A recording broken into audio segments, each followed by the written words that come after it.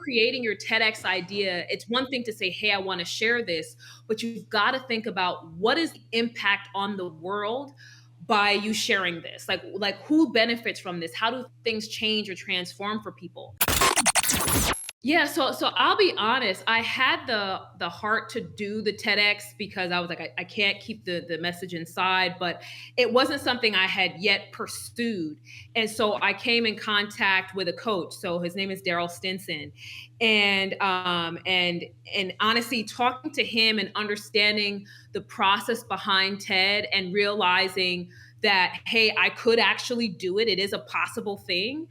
That's really where I got started. So I tell people all the time, I didn't do it by myself. I wasn't out here Googling in perpetuity. I hired a coach and made that investment. But I will say, even though you get a coach, there's so much work that you have to do personally with actually coming up with the idea and bouncing it off your coach and making sure that it's an idea that's worth spreading. I think TED has changed their tagline now, but for a long time it was what is your idea, your unique idea worth spreading?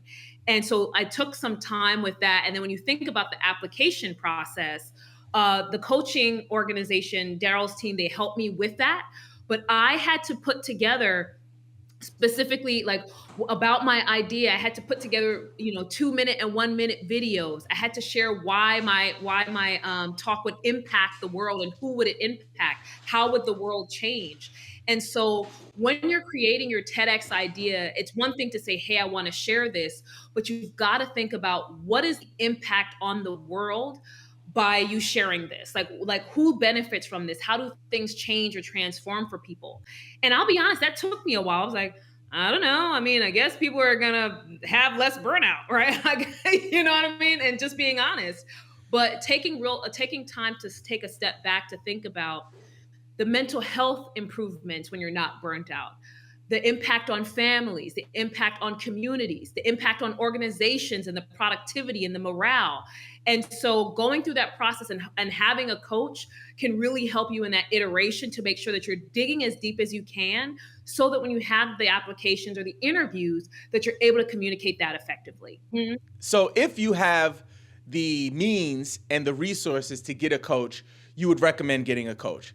What about if I don't have resources? What kind of recommendations do you have for people who are trying to figure it out on their own? If you had any tips, what would you recommend? Well, first it would be platforms like this, being able to listen to what you're sharing here. So thank you for creating this space to really let people know the real, right? Because people see the glitz and the glamour on the TEDx stage. And it's like, ooh, I can do that. But it's like, well, here's the real tea behind the process. So definitely platforms like this.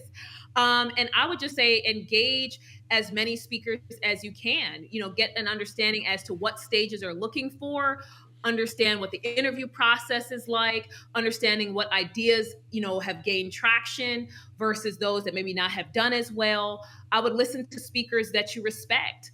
You talked about Simon Sinek and Brene Brown and others, looking at those folks and seeing how they deliver their talks.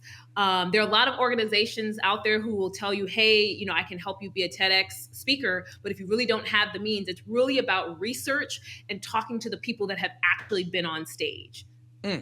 Yep, I agree with you on all of that. I'd add one more thing is to get obsessed with it.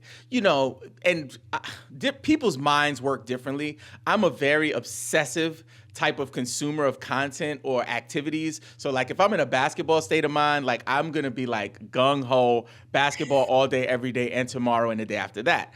But when it came to me deciding, the moment that I decided that I wanted to do this, I became obsessed. I have a journal, Julia, of every TEDx talk I've watched.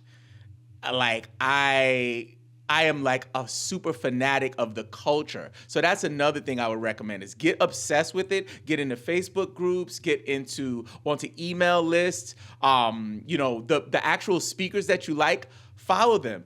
Julia is very approachable. Like you could look her up and like go follow her on LinkedIn, send her a DM, and I promise you she would respond. So that's another thing. I think there's this whole this glass case around TED and TEDx speakers, but we're just humans at the end of the day. Absolutely. And when you feel that kind of that glass, box or case around the speakers, you have to think about, well, how much does this mean to you? Because when you're really gung ho about something, I don't care who it is. It's President Obama. We're going to be in these DMs. Hey there, I saw that you did a TEDx. Like, I mean, I don't care, because you have to be obsessed with achieving your goals. And so you can't let someone's prestige or whatever stop you from going after what you want. So getting obsessed and keeping in mind that this is your goal. So it doesn't matter who it is, send them a DM, hit them up in the email, and get the conversation started. Shoot your shot. Just shoot your shot.